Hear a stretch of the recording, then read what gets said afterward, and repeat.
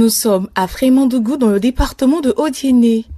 Adama est un jeune homme, la trentaine, qui travaille comme manœuvre contractuelle chez qui a besoin de ses services. Muni de sa daba et sa machette, il parcourt les cours et les villages environnants à la recherche de tout ce qui est capable de lui rapporter de l'argent. C'est lors de ces nombreux contrats qu'il s'amourache de Naminata, une jeune fille de 26 ans.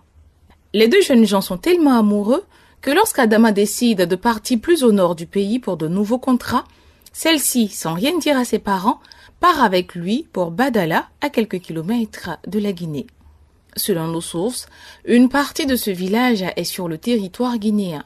Après plusieurs semaines de recherche, Vieux Karamoko, le père de Naminata, ainsi que deux de ses fils prennent la direction de Badala à vélo.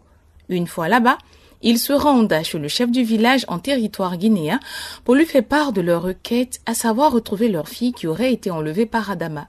Rassuré par le chef du village, le vieil homme et ses fils sont logés en attendant que Adama rentre du champ. Le soir venu, le jeune homme rentre dans son foyer retrouver sa dulcinée après une dure journée de labeur.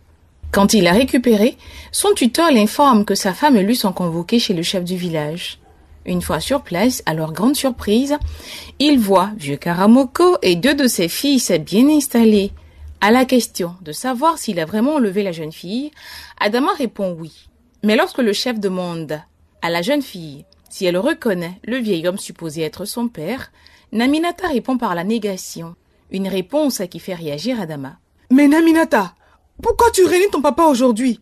Ton propre père! Moi, j'avais l'intention de t'épouser, je ne voulais pas m'amuser. Si par amour pour moi, Naminata, tu renies ton papa, c'est qu'un jour tu peux m'abandonner moi aussi. Si c'est ça là, toi et moi c'est fini aujourd'hui. Je ne veux pas d'une femme qui est prête à renier son propre père, son propre sang, à cause de garçons. C'est pas possible. » Sur ces mots, il va trouver le chef du village et le supplie à genoux de demander pardon au vieux Karamoko pour l'acte qu'il a posé des semaines plus tôt. Touché par les mots du jeune homme, Vieux Karamoko se lève à son tour. « Mon fils, lève-toi. Je reconnais là un homme de valeur.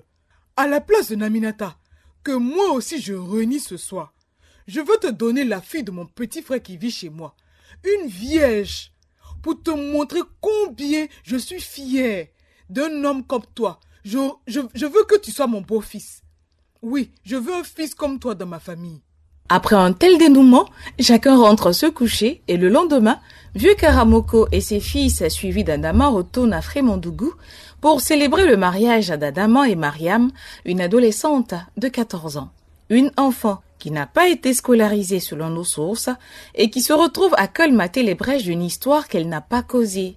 Naminata, 26 ans, renie son père pour Adama. Mariam, 14 ans, est vierge. Aujourd'hui, le trophée que brandit Adama, considéré comme un homme de bien.